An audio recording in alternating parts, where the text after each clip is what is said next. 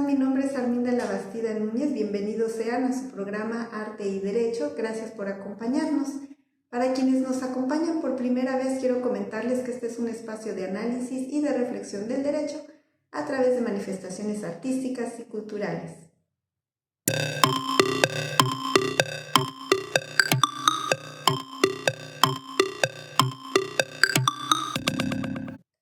En nuestra entrevista del día de hoy tenemos la presencia de Lorena Vázquez Correa. Es maestra en Estudios Sociales por la Universidad Autónoma Metropolitana y licenciada en Filosofía por la misma universidad. Actualmente se desempeña como investigadora en el Instituto Belisario Domínguez del Senado de la República, especialista en Justicia Electoral por la Escuela Judicial Electoral del Tribunal Electoral del Poder Judicial de la Federación. Fue ganadora de la Medalla al Mérito Universitario y del concurso de análisis de temas político-electorales 2013, organizado por el Colegio de México y el otrora Instituto Federal Electoral. Ha participado como investigadora visitante en la Escuela de Política y Estudios Globales de la Arizona State University, asistente administrativa en la licenciatura en Filosofía en la División de Ciencias Sociales y Humanidades de la UAM. Bienvenida, maestra Lorena Vázquez Correa, Arte y Derecho. Gracias por acompañarnos. Maestra, ¿de qué estamos hablando cuando nos referimos a la representación sustantiva de las mujeres? Bueno, el término de representación sustantiva de las mujeres es tomado del marco teórico de Hannah Pitkin, quien hace precisamente un análisis conceptual del concepto de representación política. Y este concepto de representación política dice que tiene distintas dimensiones. Una de ellas que también usamos frecuentemente en los estudios de las mujeres es la representación descriptiva, el otro es la representación sustantiva, también está la representación simbólica y la representación formal.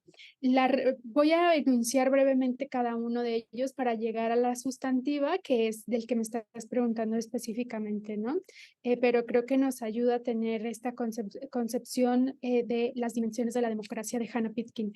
La descriptiva es la que ha justificado todo el tema de cuotas de género, que tiene que ver con que la integración de los espacios de poder, sobre todo de los congresos, que son los espacios de representación por excelencia en las democracias contemporáneas, que sean un reflejo de la población a la que representan. Entonces, que si la población está constituida por 50% o más de mujeres, pues que ese espacio de poder también refleje esa constitución, esa integración de la población. Y eso es la representación descriptiva, que haya una relación entre las personas representantes, diputados, diputadas, senadores, senadoras, y a quienes representa, que haya una relación, digamos, de espejo de que las características que tiene esa población pues también estén en los representantes, en las representantes. Esa es la representación descriptiva y ese, si ustedes lo piensan, es el fundamento de todas las cuotas de género y también las acciones afirmativas que se están empleando en México para la población indígena, afromexicana, de la diversidad sexual, migrantes, mexicanas y mexicanos migrantes o residentes en el extranjero, que son las acciones, digamos, que se han estado usando desde 2021 y en este proceso electoral. Y ahora, la representación sustantiva está relacionada con la descriptiva, así como hay una relación entre las cuotas de género que después avanza a ser paridad de género, también hay una relación con la representación sustantiva. En la representación sustantiva, lo que nos interesa analizar es el comportamiento de esos legisladores y legisladoras que ya están en los espacios de poder y si ese comportamiento, si ese trabajo legislativo tiene que ver con los intereses del grupo a los que representan. Entonces, en este libro que habla sobre representación sustantiva de las mujeres en las legislaturas subnacionales de México, de lo descriptivo a lo sustantivo, es precisamente lo que nos preguntamos, ¿qué relación hay entre la presencia de las mujeres que, pues, por supuesto, pertenecen al grupo de mujeres y el comportamiento o la promoción de las y los legisladores en relación con los intereses de las mujeres. Y eso, así analizamos la representación sustantiva. Vemos cuáles fueron los decretos aprobados en relación con la agenda de las mujeres, y de esa manera evaluamos, medimos, comparamos la representación sustantiva en estos espacios de poder. Es decir, qué tanto avanzó la agenda, cuáles fueron los intereses de las legisladoras dentro de la agenda de las mujeres, cuáles fueron los temas que más se promovieron, los que menos se promovieron, y en general, pues cómo se comportan las legislaturas en relación con esta agenda en un contexto mexicano donde ya todas las legislaturas son paritarias. ¿Cómo se manifiesta en México la violencia política y legislativa?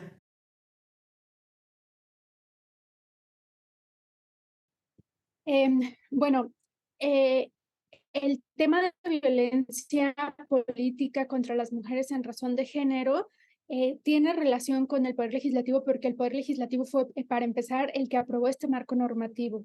Y es un marco normativo muy robusto, es importante señalarlo para las personas que no son especialistas en violencia política. Es un marco normativo que reformó distintas leyes, desde la Ley General de Acceso de las Mujeres a una Vida Libre de Violencia hasta la Ley General de Partidos Políticos, Ley General de Instituciones y Procedimientos Electorales y un conjunto de leyes en general. Bueno, son 8 leyes.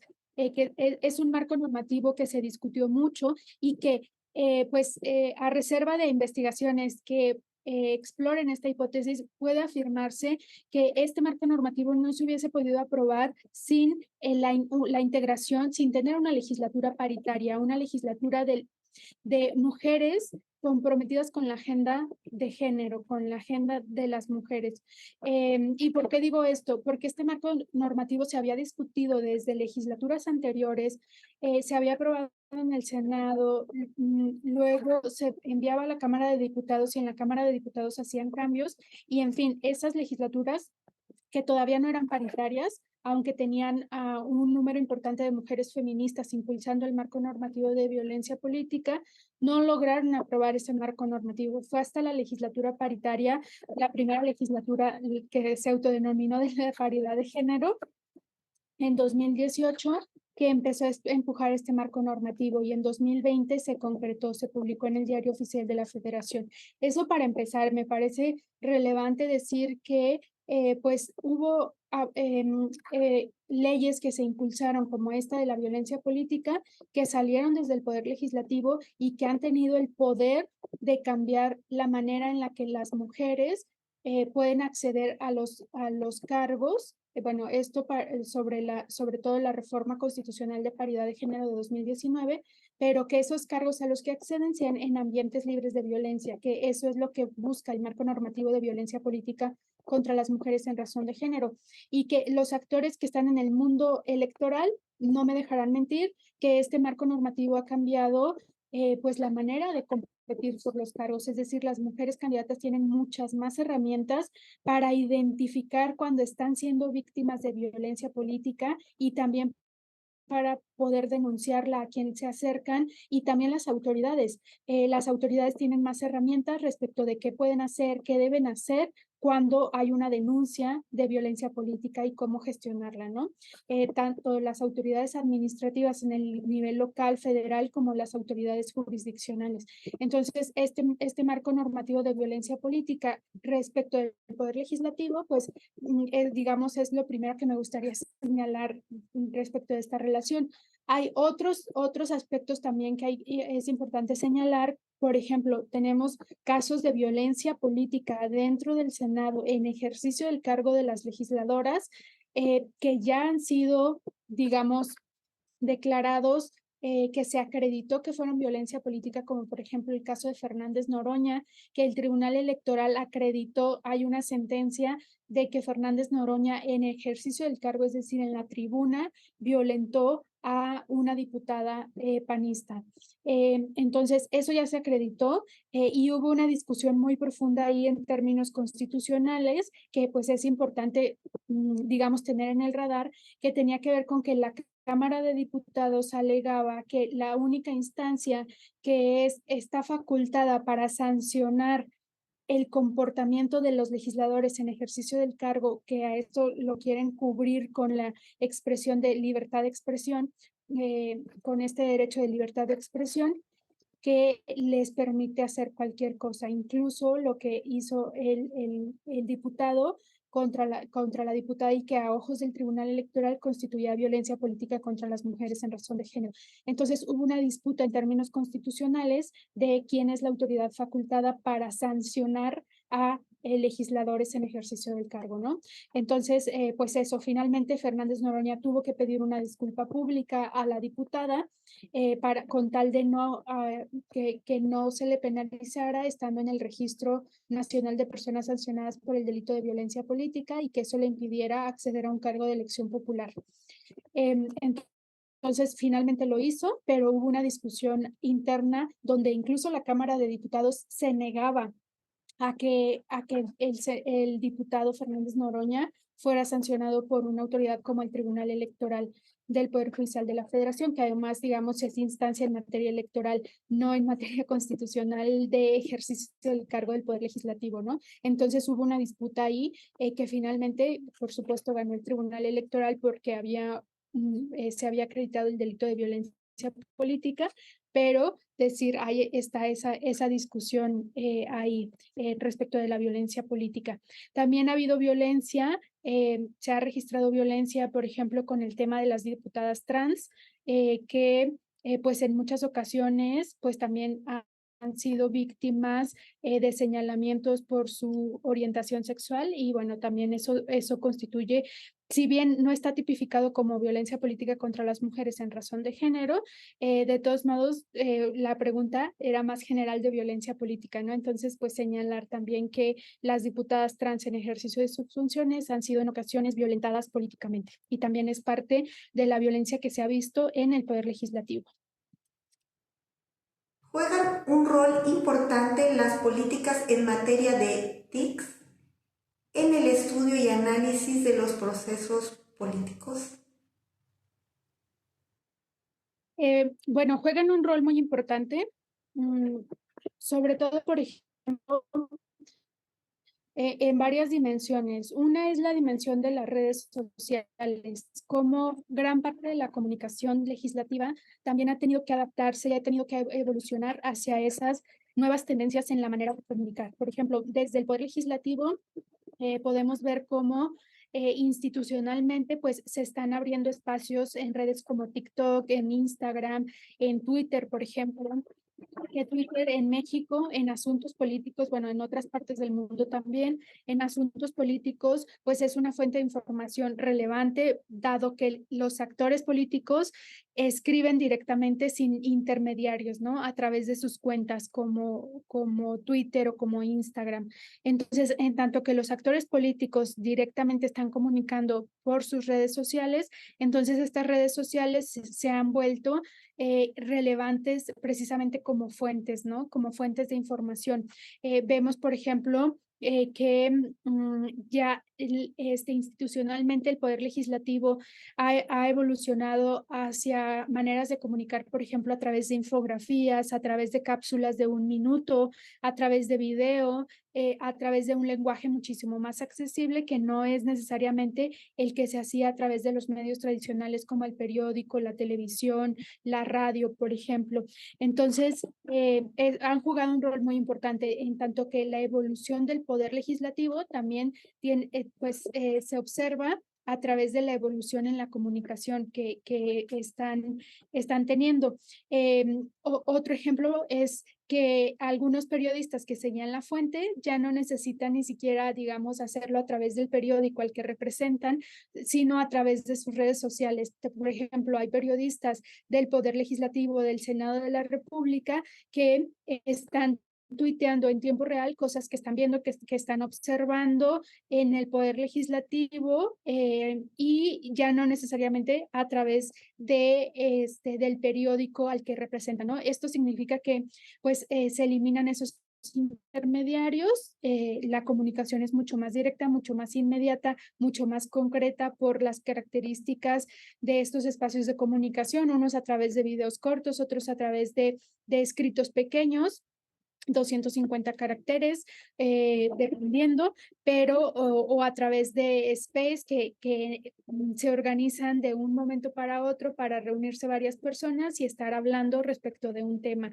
Entonces, esas nuevas maneras de comunicación, por supuesto que también se han observado institucionalmente y la institución misma ha ido evolucionando hacia esas nuevas realidades en México. ¿Qué otro elemento me gustaría comentar respecto de la comunicación y la representación sustantiva de las mujeres? Bueno, un elemento muy importante que tiene que ver con comunicar los avances y los pendientes o los desafíos. Por ejemplo, algo que sucedió cuando entró la legislatura de 2018 a 2021, hubo un pase de estafeta de estas legisladoras que salieron en 2018, que venían trabajando el marco normativo de violencia política, que traían ya una agenda que, si bien no habían logrado concretar por obstáculos cualesquiera que hayan sido, no lo habían logrado concretar, hubo una comunicación con las nuevas legisladoras. De hecho, se le llamó pase de estafeta y las nuevas legisladoras tuvieron un diálogo franco, un diálogo apartidista con las legisladoras salientes, en la que les dijeron: avanzamos en esto, no vas a empezar desde cero, y nos quedan estos pendientes. Entonces, me parece que eso, en términos de comunicación y relacionado con la representación sustantiva, que también se plantea en este libro, que pueden consultar en el repositorio del Instituto de Investigaciones Jurídicas de la UNAM, y es gratis, lo pueden descargar. Pues planteamos eso, la importancia de la comunicación entre las legisladoras y ese pase de estafeta, que pues es bastante relevante, precisamente para que no empiecen de cero en cada legislatura, sino que haya una continuidad, si bien no del trabajo de las legisladoras, no decimos que lo hereden o que retomen lo que ya estaba hecho, pero sí una agenda de la que partir, ¿no? Identificar prioridades, identificar consensos, y a partir de eso construir acuerdos que se conviertan en decretos que cambien la realidad de las mujeres y que, por supuesto, la mejoren. Supone un gran reto abordar el tema con la mayor claridad y rigor científico, por lo que quién mejor que usted para que nos presente su libro, La representación sustantiva de las mujeres en las legislaturas subnacionales en México, de lo descriptivo a lo sustantivo.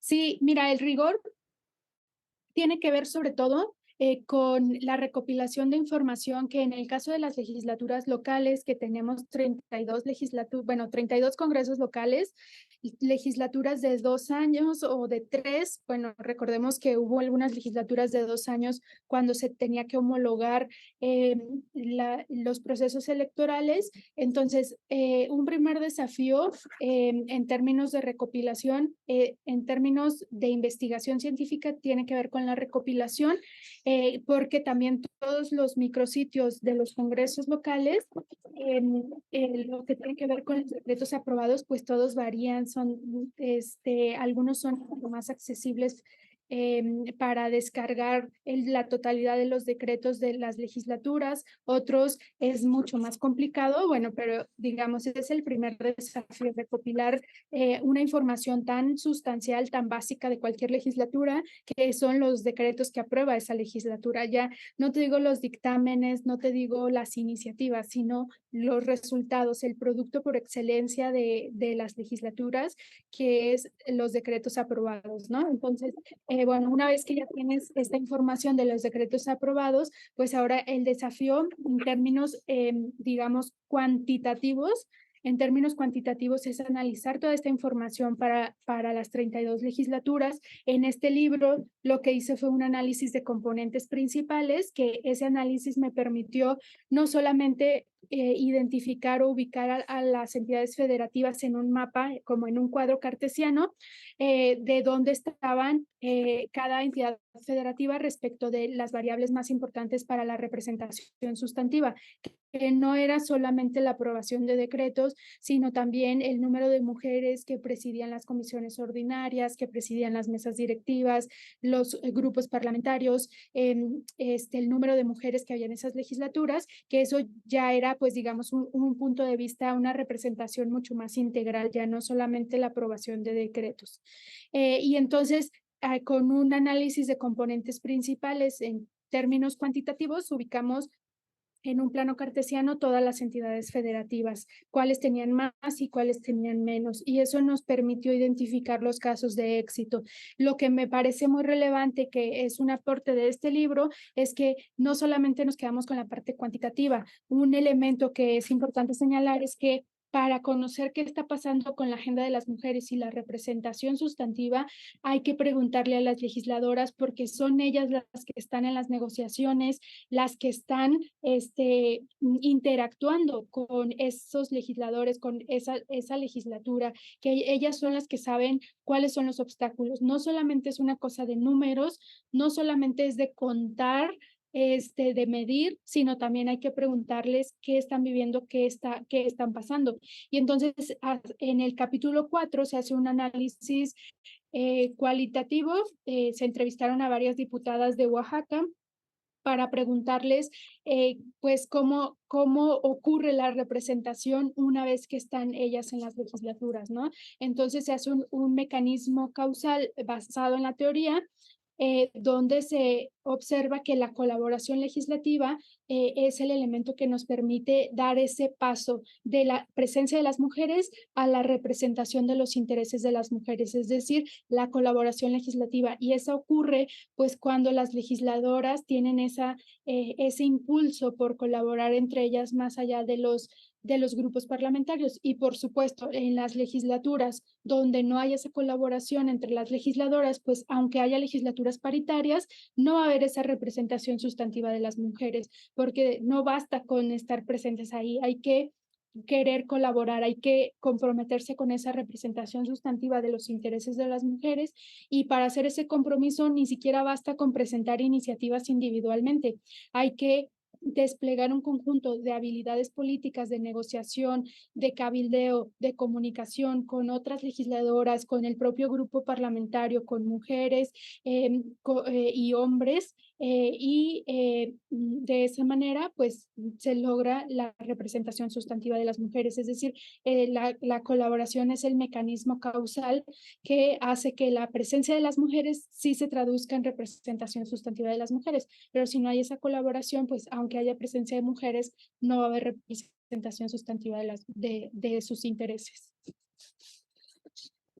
¿Hay alguna obra artística que exprese lo que hemos abordado el día de hoy? Sí, bueno, mira, a mí más que una obra artística, porque pues, vamos, este tema es relativamente reciente, no el análisis por la representación, ¿no? Sino lo que quiero recomendar es relativamente reciente. Quiero recomendar un documental que mandó a hacer el Senado de la República, que se encuentra en el canal de YouTube del Senado de la República, que se llama Nosotras y Beijing. Nosotras y Beijing es un documental de 25 minutos aproximadamente, muy bien hecho, no, es decir, contrataron a una persona especialista en hacer documentales, es un documental bien hecho, donde entrevistan a legisladoras y les están preguntando sobre la cuarta conferencia de la mujer de Beijing. Otro documental que me gustaría recomendar, bueno, este no es un documental, pero a mí me parece muy importante, que tiene relación con el tema, es un foro que se hizo también en el Senado de la República, en la Casona de Jico, que está en el canal de YouTube del Senado de la República, y lo pueden googlear dentro del canal del Senado, que se llama Pase de Estafeta, retos y desafíos para la igualdad sustantiva. ¿Y por qué me parece importante? Porque es un foro que ustedes dirán, frecuentemente se hacen foros y esto pues es una cosa de protocolo. En realidad no, en ese foro me parece que es especial porque lo que hace es que invitaron a las legisladoras entrantes y las legisladoras salientes. Le agradecemos infinitamente su presencia en Arte y Derecho. Espero no sea la única ocasión que usted nos acompañe. Le agradecemos y le deseamos todo el éxito del mundo. Muchas gracias. Y a ustedes que nos acompañan en cada emisión también, muchas gracias. Hasta luego. Gracias.